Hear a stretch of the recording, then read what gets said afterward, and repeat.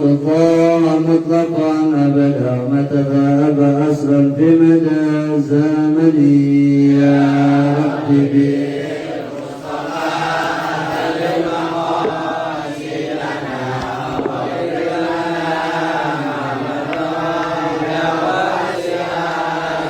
إن الدواب فلن تعرف وما وقعت ضبة أبدا في جسمي الحسن يا ربي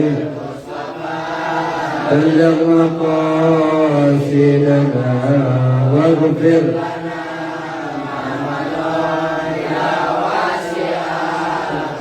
يا ربي بالمصطفى بلغ مقاصدنا واغفر لنا ذنبنا يا غافر الذنوب يا ربي بالمصطفى بلغ مقاصدنا واغفر لنا مضى يا واسع اللهم صل وسلم وبارك عليه اللهم صل وسلم على نور الأنوار وسر الأسرار وترياق الأغيار ومفتاح باب اليسار سيدنا محمد المختار وآله الأطهار وأصحابه الأخيار عدد نعم الله وإفضاله ربي زدني علما وارزقني فهما والحقني بالصالحين ربي وارزقني فهما والحقني بالصالحين ربي وارزقني فهما والحقني بالصالحين برحمتك يا ارحم الراحمين. الفائدة بالقبول تمام رسول حضرة الرسول صلى الله عليه وسلم على أن الله يفقهنا في الدين ويعلمنا تبيع ديننا سواء السبيل من أرواحنا وروح آبائنا وأمهاتنا جدتنا وخالنا وخالاتنا وعمنا وعماتنا من شيخنا ومعلمنا ونسنا ومن قرائنا خاصة البرع بك الفقير بنا يسر الله بن يوم من الأيام برحمة مدينة رسولهما وقرائنا ثم إلى حظ المرحومين مرحوم المغفور في هذا المجلس ان الله الى الشام بالرحمه والمغفره وسلم معرفه هذا الكتاب سفينه نجل شيخ سلم حضر من قائد شفاة السجل الامام النووي ونيل الرجل الحبيب احمد بن عمر الشاد نفعنا الله بهم في الجنه امين اشهد لله لهم الفاتحه.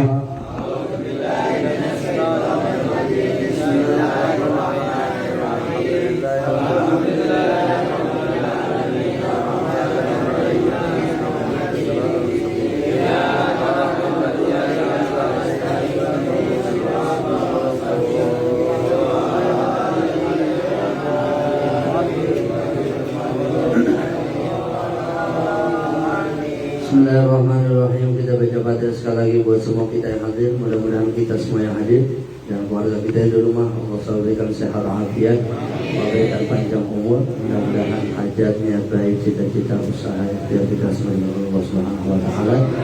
Dan mudah-mudahan yang kurang sehat Allah angkat penyakitnya, yang sehat Allah pelihara kesehatannya, dan seluruh apa yang kita niatkan kepada Allah Subhanahu wa taala. Sebentar lagi kita masuk Ramadan, mudah-mudahan Allah pelihara kita dalam sehat afiat. Badannya jadi nah, itu tangan. Ala hadhihi niyyah wa bi kulli niyatin maqbulah ila hadratin Nabi sallallahu alaihi wasallam. Al-Fatihah. Bismillahirrahmanirrahim. Alhamdulillahirabbil alamin arrahmanir rahim maliki yaumiddin.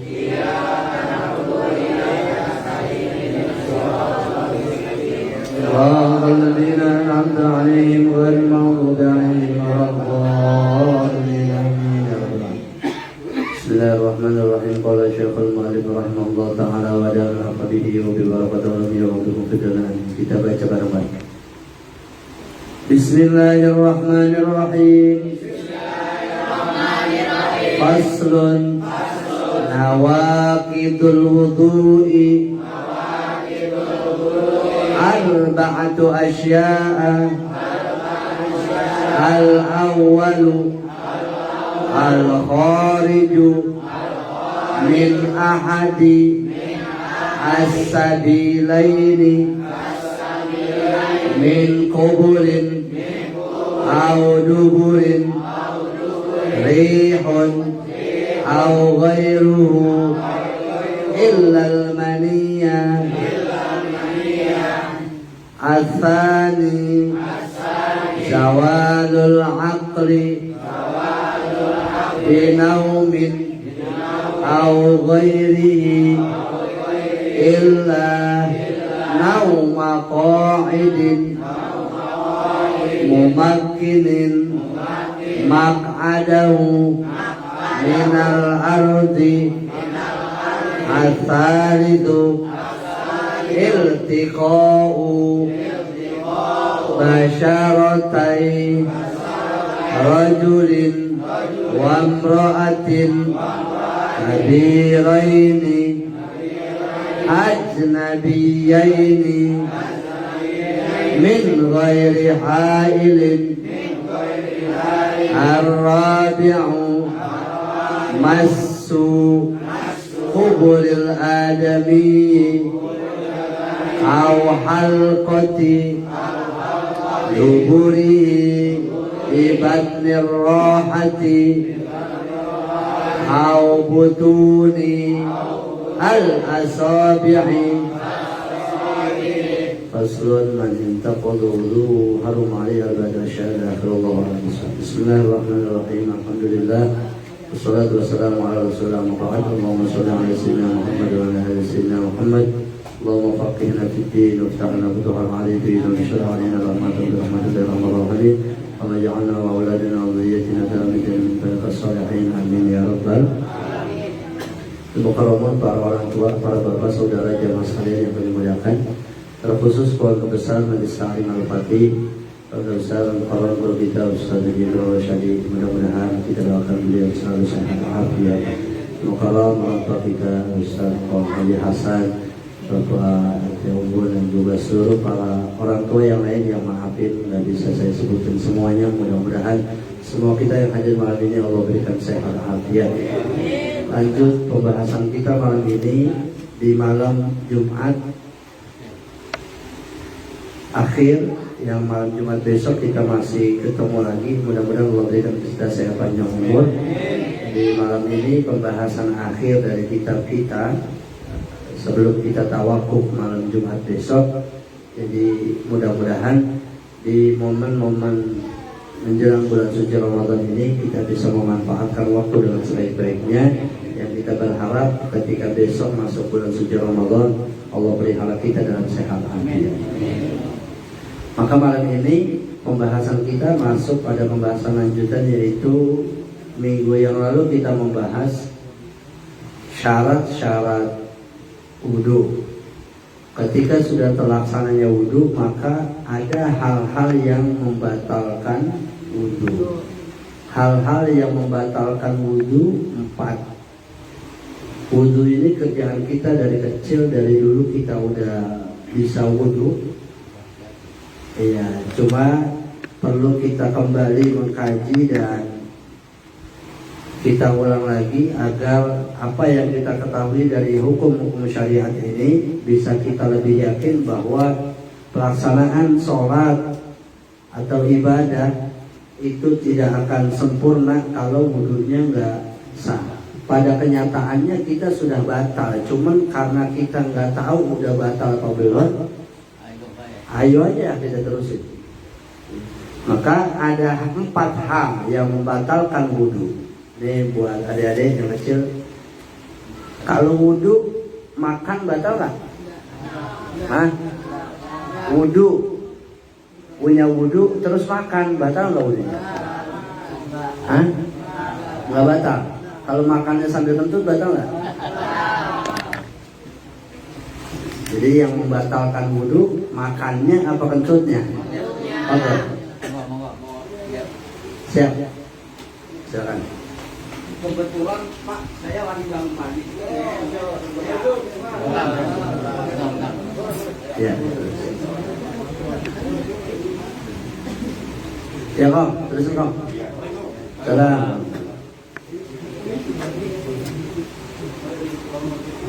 Jadi ada 4 hal yang membatalkan wudu. 4 hal yang membatalkan wudu. Pertama,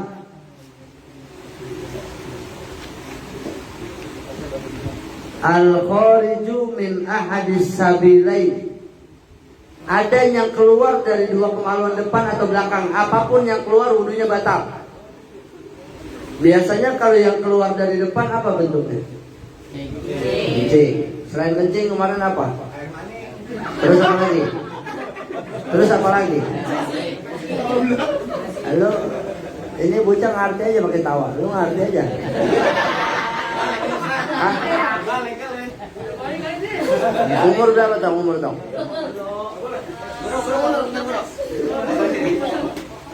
Sini. Umur berapa? Beneran. Iya. Sama-sama ganteng masalah ini. Salam. Sama ganteng ini. Masya Allah. Ayo. Bapak, mana Pak? Udah dipoto. Ayo kenalin. Mandi.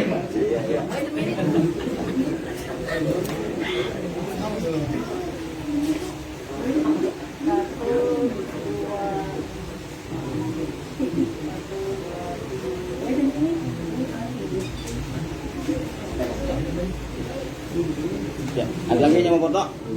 Gantian, ayo. Ayo, mau foto. Teman-teman, ayo. Gantian.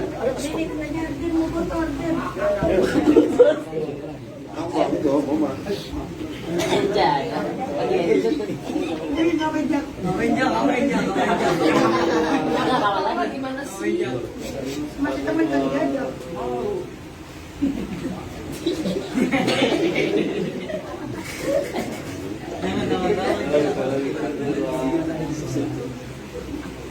Nah, itu namanya master gantengnya.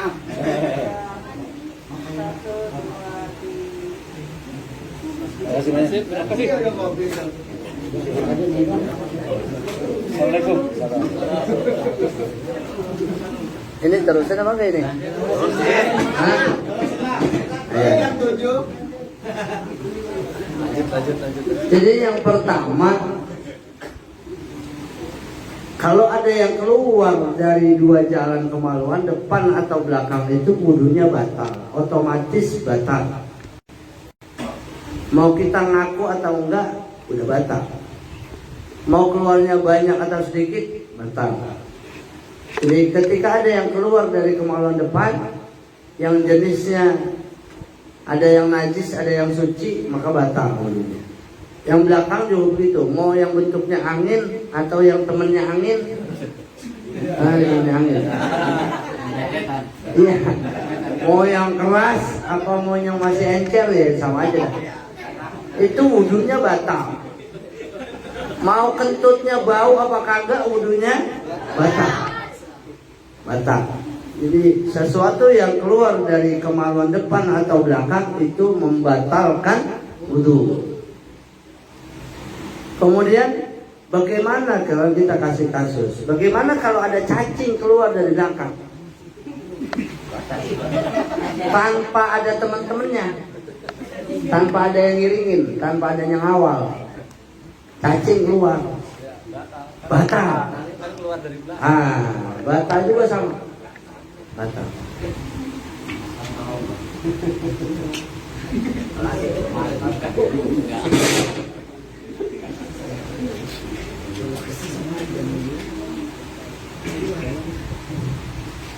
Kemudian yang kedua, zawalul akli. Wudu bisa batal itu ketika akalnya seseorang hilang. Ada orang habis wudu kebentok terus langsung gila, batal.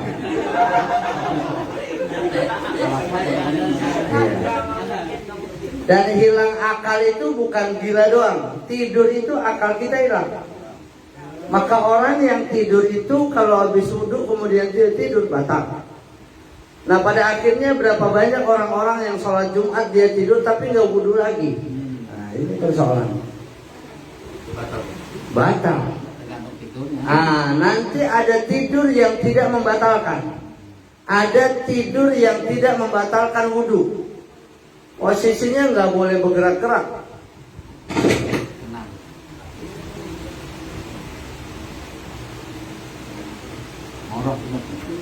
Ini begini nih, begini aja udah.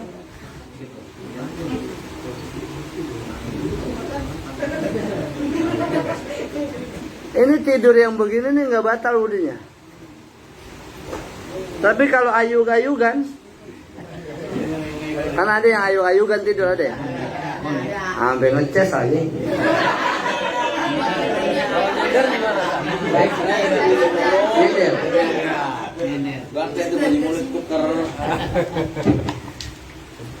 Jadi kalau tidur secara umum batal wudhunya. Tapi ada tidur yang tidak membatalkan wudhu begini. Ini begini posisinya.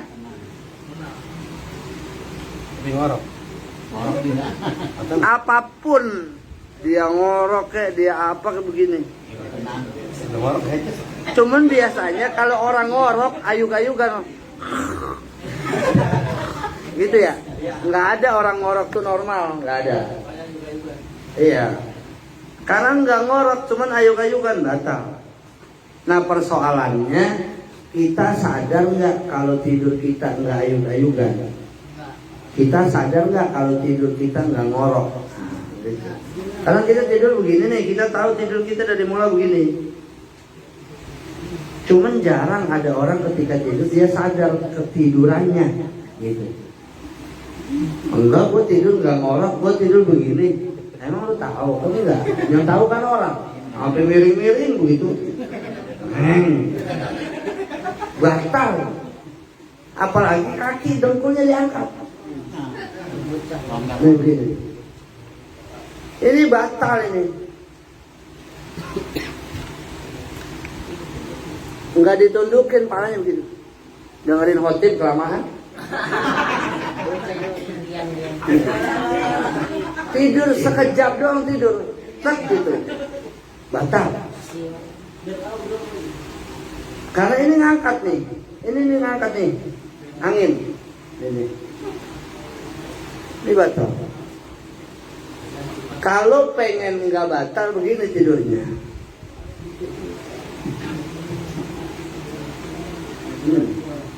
Kalau nyadir bagaimana Pak? Dadir. Bocah sekarang nggak ngerti dadir kok. Lo ngerti nggak dadir? Nggak ngerti kan? Ngeces, Miller. Orang dulu bilangnya dadir. Kalau ngiler, ya persoalannya mau ngiler atau enggak. Kalau keadaannya begini, nggak batal kalau begini tidurnya.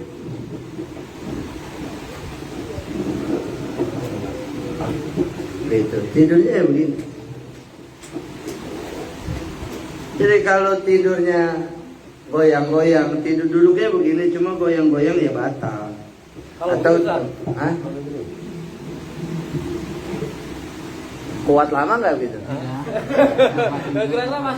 Ini kan biasanya begini. Iya, jadi kalau nggak netep dia batal. Kalau nggak netep, yang nggak batal tuh yang netep tidur. Jadi kalau duduk aja tidur batal, apalagi rebahan. Bawa kasur ke masjid, batal. Jadi hilang akal itu bukan karena sebab dia gila doang. Tidur akal hilang.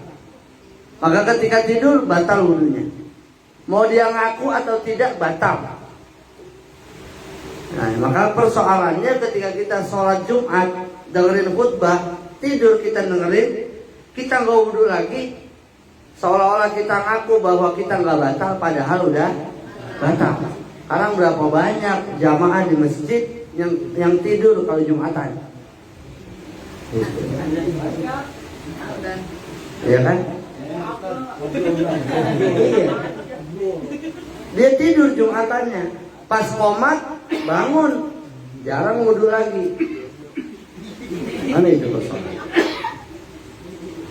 Kemudian apalagi au ghairihi atau selain daripada tidur. Orang yang punya penyakit ayannya kambuh itu hilang akal. Ayan. Maka termasuk orang yang mabuk itu akalnya hilang. Orang mabuk, maka wudunya batal. Orang mabuk. Illa nauma qa'idin mumakkinin maq'adahu minal ardi, kecuali tidur yang tidak membatalkan adalah tidur yang duduknya tetap tenang, tetap tenang.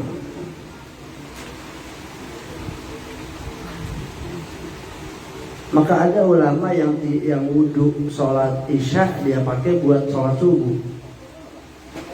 Wudu sholat isya dia pakai buat sholat subuh. Karena bisa jadi tidurnya begini.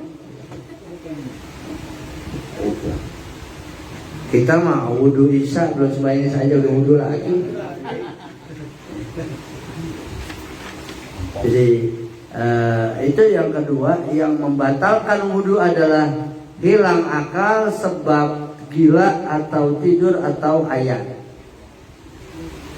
Kemudian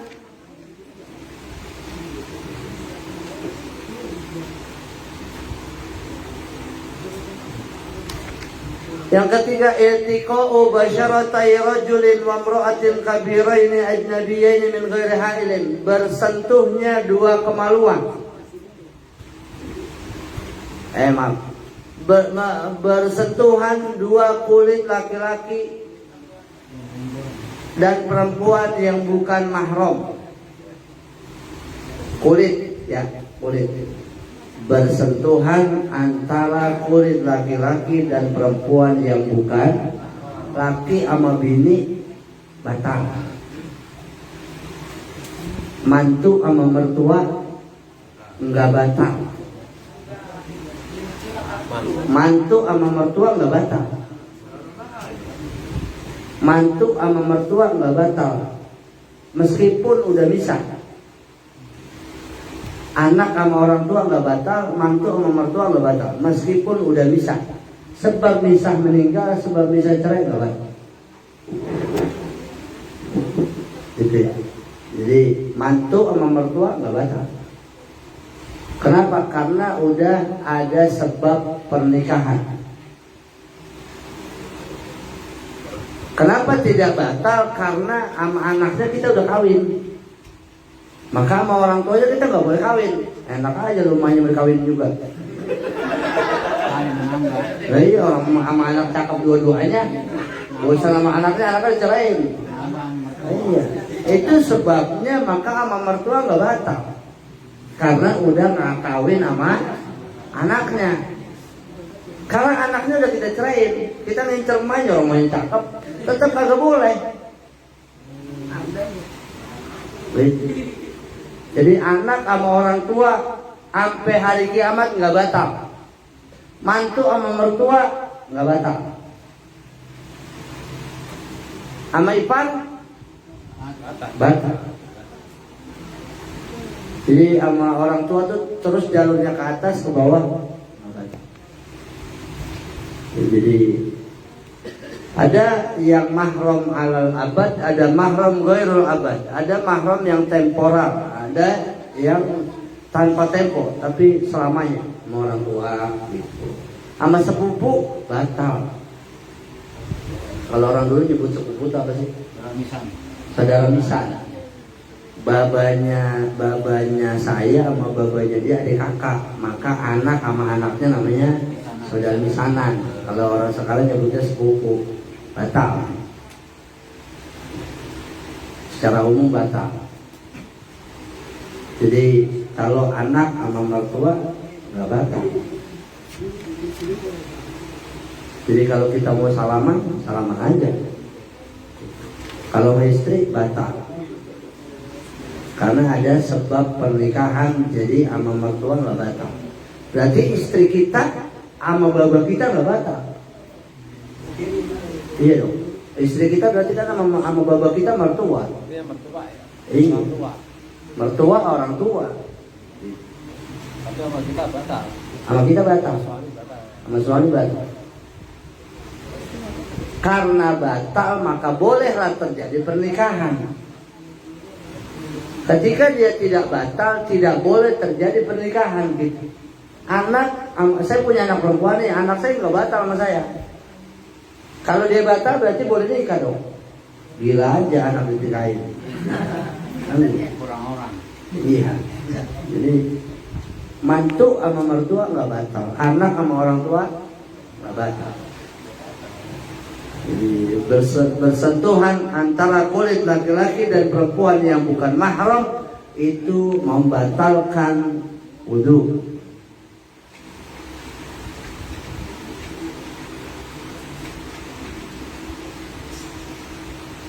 Sentuh, sentuhan. Ada yang tidak batal, yang menyentuh apa yang tersentuh, rambut dan gigi. Emang ada gigi ketemu gigi? Panjang amat tuh gigi.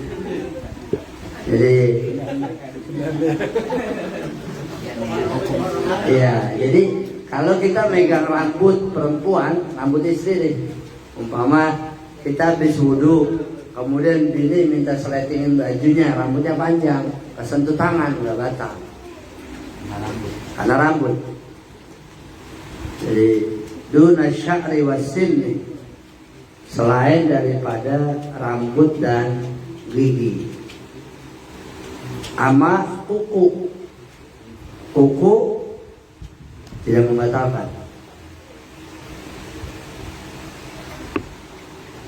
Kuku, gigi, rambut 3. Selebihnya batal kalau bersentuhan. Mau kita disentuh atau kita yang nyentuh sama-sama batal. Saya dipegang nih, batal. Yang megang batal, yang dipegang batal. Mau kita nggak sengaja, batal juga. Kita jeblok nih nggak sengaja, batal. Batal juga sama. Kita udah ngina-ngina, jempol ketemu jempol kaki, batal. Jadi, mau sengaja, mau tidak sengaja, batal.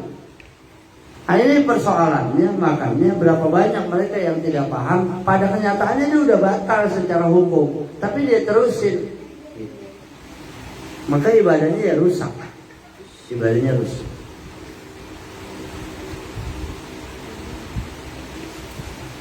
Yang keempat, masuk kubur adami, menyentuh kemaluan dengan telapak tangan. Menyentuh kemaluan dengan telapak tangan, wudunya batal.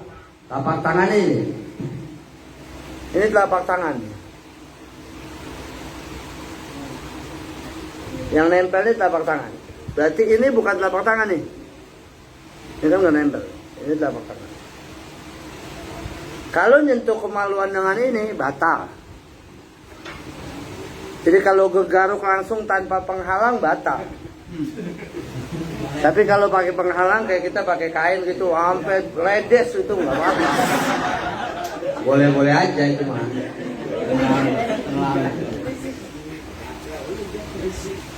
Termasuk orang tua nyentuh kemaluan anak batal. Punya anak kecil nih, dicebokin bawahnya habis wudu, batal wudu bawahnya. Kan anak kecil, oh iya kan kemaluan yang dipegang. Meskipun pada anak, karena kemaluan anak aja batal, apalagi kemaluan orang dipegang. Jadi sengaja kemaluan orang dipegang.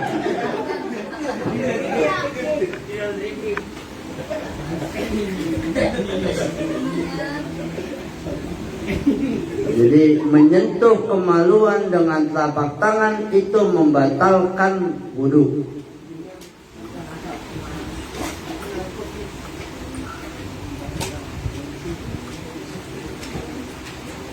Termasuk ada orang kecelakaan kemaluannya copot.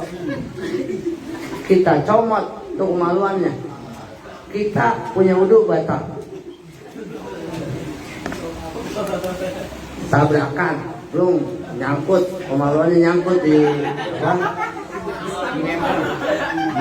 jadi bemper dah. Kita comot gitu, batal kita megang.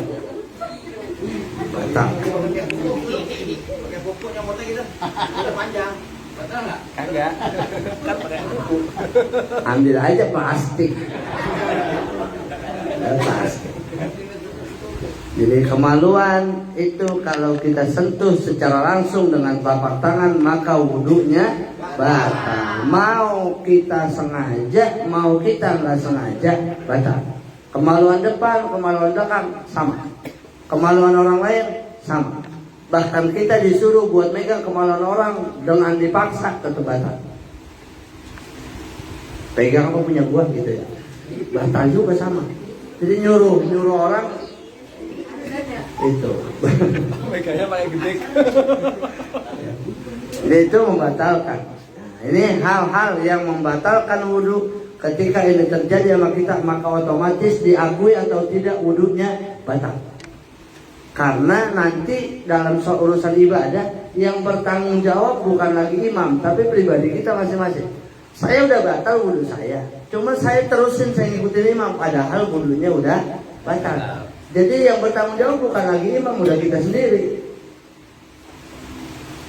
Makanya masing-masing kita kudu paham hukum syariat. Nah ketika semua sudah syaratnya sempurna maka boleh berjamaah silakan. Nah kemudian ketika kewajiban individu sudah dilaksanakan batal atau tidak kita yang tanggung jawab sendiri.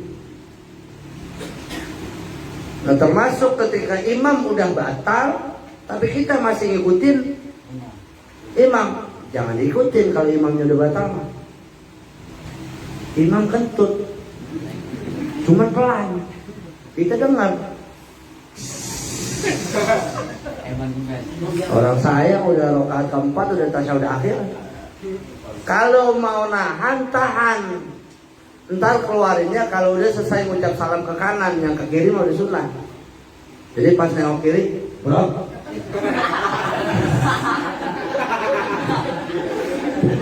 Gak apa-apa.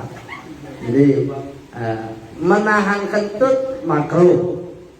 Tapi ketika dalam keadaan jumlah bilangan rakaat udah mau selesai, sayang kalau dibatalin, terusin aja sambil ditahan. Kalau kuat pertahanannya, kuatkan pertahanan, jangan ambil nyeplos. Nyeplos juga ya batal. Iya, suaranya sampai tipis banget. Batal. Biar kata imamnya kiai, kalau kentut batal. Mau siapa juga urusan ini mah batal. Semua hukum syariat sama kedudukan. Kalau udah imamnya batal, bagaimana dengan imam batal, makmum kudu minggir. Imam kudu minggir kalau dia paham. ya, Kagak minggir imam. Mirip. Malu mau jamaah. Nah ketika si makmum ini nggak tahu bahwa imam udah batal, kita masih tetap ngikutin, ya itu urusan dia yang nanggung. Imam sadar bahwa dia batal, tapi dia nggak minggir karena makmumnya nggak ada yang dengar. Imam yang nanggung sendiri. Nah persoalannya kita balik sekarang. Makmum tahu kalau imam batal, cuman imam nggak mau minggir. Ya makmum kita mau mufaroqah sendiri, misah. Mufaroqah itu bukan berarti kita harus membatalkan sholat, enggak. Kita misalnya dalam hati niat mufaroqah, niat memisahkan diri dari berjamaah. Umpama kasusnya kita ganti bukan soal kentut. Sekarang imam belahan pantatnya kelihatan. Kan sering tuh kalau orang sembahyang kayak kaos ya. Wah hitam banget lagi. Hitam belang. Jadi, nah ini kelihatan.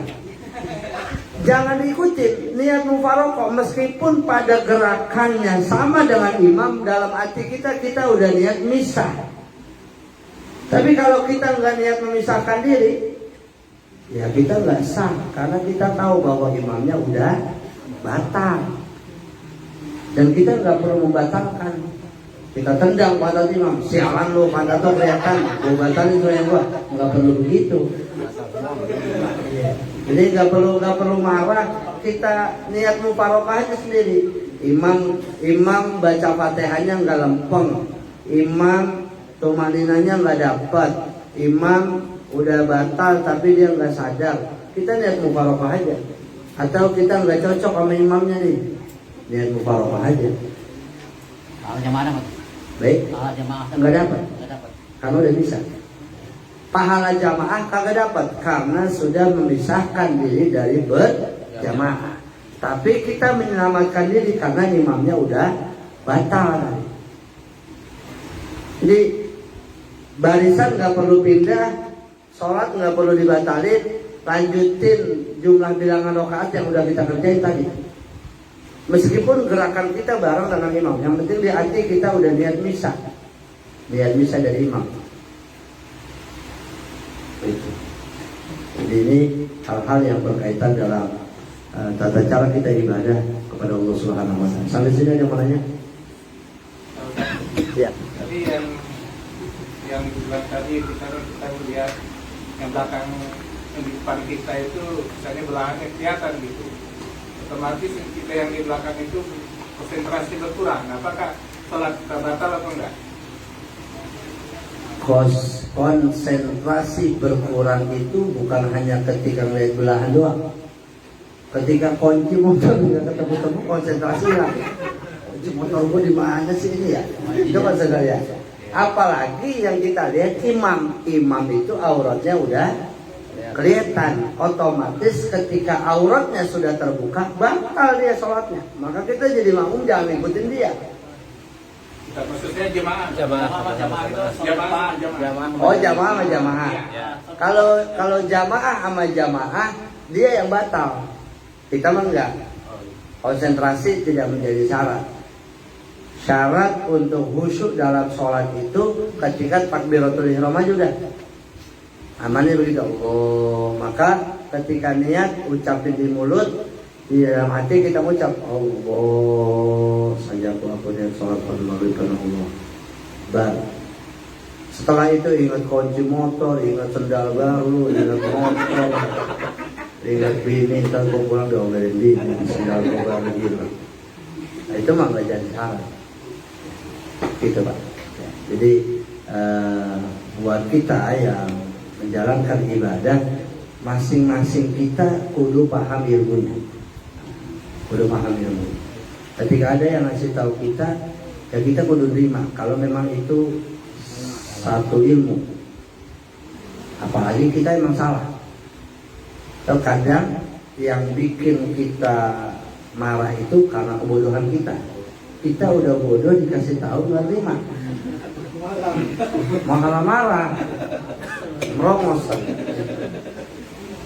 Nah, ini hal-hal yang berkaitan dalam urusan ini. Ada lagi maunya? Ya. Ada imam yang salah membaca ayat kan lama kan, ingat nyambung lagi atau ganti ayat itu kata Pertama dalam sholat itu ada rukun-rukunnya. Rukun itu wajib. Ada rukun qalbi, rukun qauli, rukun fi'li. Rukun qauli itu rukun ucapan yang wajib dibaca dalam sholat. Apa diantaranya? Takbiratul ihram.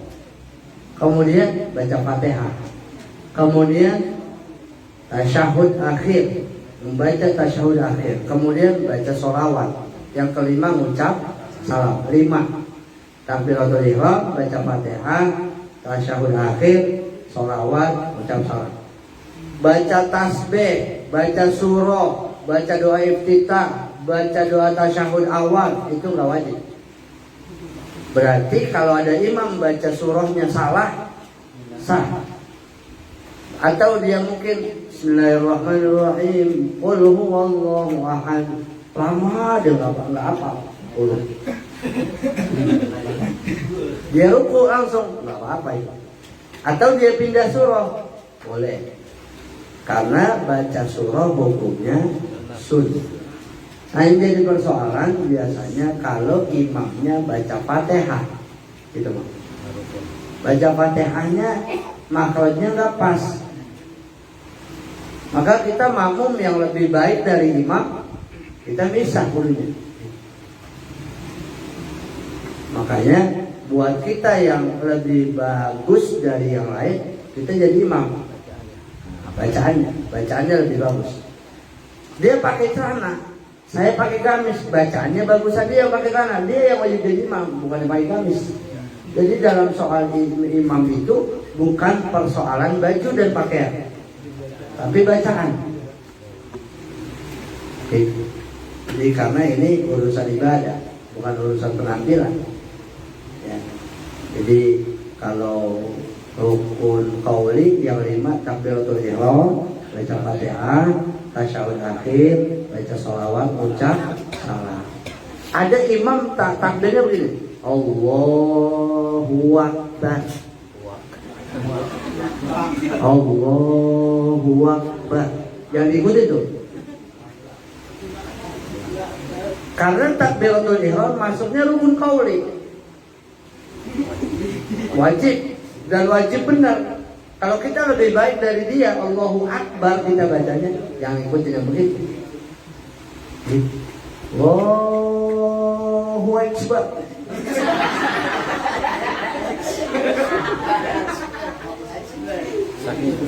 Ini saking khusyuknya. Allahu Akbar, Allahu Akbar. Rukun qauli yang 5 tadi ini wajib dibaca, dan kita yang baca wajib dengar. Kita yang baca wajib dengar. Takbiratul ihram, baca Fatihah, tasyahud akhir, sholawat, ucap salam. Maka yang jadi makmum nih, saya kasih tahu yang jadi makmum Bapak Saudara, yang jadi makmum itu 5 rukun qauli ini wajib baca sendiri. Saya ntar sholat isya nih, jadi imam, Allahu Akbar. Makmum di belakang juga wajib Allahu Akbar. Dan nggak mesti seperti kencangnya imam suaranya, yang penting suara kita sendiri kita dengar. Isyaratnya nih, Allahu Akbar. Nanti selesai saya baca Fatihah, Al-Maghdubi alaihim waladdallin, amin. Makmum baca Fatihah pelan, syaratnya kita dengar. Bismillahirrahmanirrahim. Kalau kita nggak baca Fatihah, nggak sah kita sembahyang sendiri. Kita sendirinya nggak sah. Meskipun imamnya sah atau makmum yang lain baca, kita doang sendiri nggak sah. Gitu. Maka ada pendapat ketika kita nggak baca Fatihah, kita nggak boleh ikut ruku tuh sama imam. Kenapa? Karena kita belum baca Fatihah.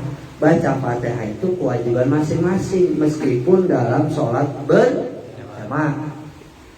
Selesai Fatihah, imam masih baca surah. Kita mau baca surah boleh, dengerin imam juga boleh. Nanti kewajiban bacaan yang wajib kita baca lagi ketika tasyahud akhir, at-tahiyyatul, itu suara kita wajib kita dengar sendiri. Sampai asyhadu an la ilaha illallah wa asyhadu anna Muhammadar, Allahumma shalli ala sayyidina Muhammad wa ala ali sayyidina. Ucap salam dulu. Imam ucap assalamualaikum warahmatullahi. Kita jadi makmum juga kudu mengucap salam, jangan tiba nengok doang. Assalamualaikum warahmatullahi. Assalamualaikum warahmatullahi. Kita di belakang, assalamualaikum warahmatullahi. Kudu ucap. Jadi ucapan itu rukun qauli. Imam, makmum wajib baca. Ya, ini dalam hukum syariat. Jadi kalau kita nggak belajar, ibadah kita udah dari dulu kita belajar, atau dari dulu kita sholat tapi banyak salahnya. Nah, ini persoalan. Lalu siapa yang tanggung jawab dari ibadah kita kalau kitanya tidak berusaha memperbaiki? Cara berusaha untuk memperbaiki ibadah adalah hadir di majlis taklim. Makanya untuk malam hari ini, sementara kita terakhir membahas kitab, insya Allah malam Jumat yang akan datang kita tawakuf dalam majlis taklim kita, dalam kita menghadapi bulan suci Ramadan. Mudah-mudahan Allah berikan kita semua sehat afiat. Amin ya Allah. Lagi mananya? Udah, ya. Terakhir, Pak. Ya. Ya, dalam kita sebagai makmum, misalnya sholat asar, jadi imamnya terlalu panjang perbacaannya, sehingga ada salah satu makmum yang baru datang mengucapkan Allahu Akbar-nya terlalu kencang. Jadi makmum yang di depan itu ruku. Iya. Tapi imamnya belum ruku, Pak. Itu gimana, Pak? Jamaahnya banyak mungkin. Iya, banyak. Allahu Akbar itu Pertama begini poinnya, ketika gerakan kita tidak disengaja maka nggak batal. Tapi kalau gerakan itu kita sengajain batal. Kasus ini ada orang takbirnya kekencengan, makmum masbuk. Kita lagi banyak pikiran, nungguin imam lama banget rukunya. Allahu Akbar, kita ruku aja, padahal imam belum ruku. Kan nggak disengaja nih. Nah, ini yang lain belum ruku. Balik lagi, nggak jadi apa, nggak batal itu. 7 orang. Wah, itu mah banyak pikiran semua berarti. Bulan. Sab keempat 3, sab ketiga 3. Beliau termasuk yang 7. Saya sab kelima. Tuh. Iya. Kalau saya sering terjadi di seberang tuh, di daerah Pondok Kelapa tuh, masjid di PAM dengan masjid di kampung itu hanya terhalang tembok antara komplek dan kampung. Ketika kita jadi imam di kompleks PAM, ini masjid yang di kampung soundnya lebih tinggi, jadi nyorot ke masjid PAM. Jadi kita masih sembahyang, dia udah takbir, atau dia gerakannya udah melebihi kita. Ada juga makmum yang terkecoh itu. Kalau tanpa sengaja nggak batal, tapi kalau sengaja batal. Saya waktu ini lama buat imam nih, gue ruku aja duluan lah. Batal kalau itu. Jadi bapak masuk yang ke-7 jadinya. Enggak. Saya menyaksikan. Iya. Ada lagi yang nanya? Udah? Ya. Apa? Hah? Muntahnya ditelan nggak?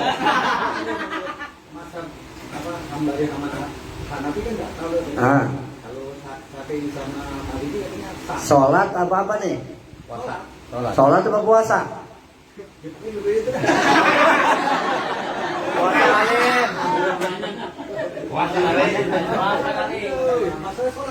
Sholat. Lagi sholat apa wisudu? Habis sholat, lagi sholat. 4 tadi yang kita pelajari, hal-hal yang membatalkan wudu, muntah nggak ada di situ. Ya. Nah sekarang kita pindah pembahasannya ke puasa.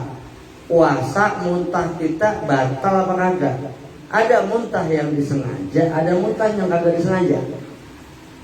Bapak mau pulang kampung, seminggu mau lebaran, kelamaan naik mobil mabuk, muntah, nggak disengaja tuh, nggak batal. Nggak batal tuh puasanya. Tapi kalau ada bocah lagi belajar puasa udah balik, tangannya dimasuk-masukin, biar muntah nih, batal kalau sengaja mah.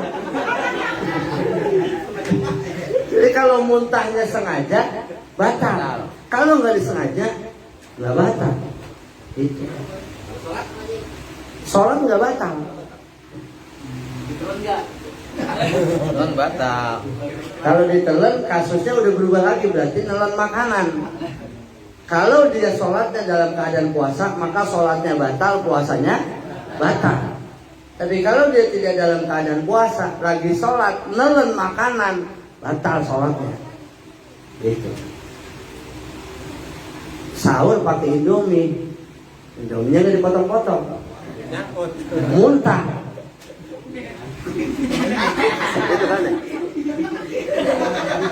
Udah ada yang keluar separoh, sisanya kita tarik masih panjang nih sayang, kita telan. Kalau kita telan batal puasanya. Sayang ini tadi makan daging waktu sahur, kita telan batal. Jadi kalau sesuatu yang udah keluar kita balikin telan lagi batal. Tapi kalau emang masih di sini nih kan berasa, suka berasa tuh kalau muntah sini, kerongkongan, nggak batal. Tapi kalau udah keluar kerongkongan kita telan batal. Itu bang. Ya. Emang kapan muntahnya?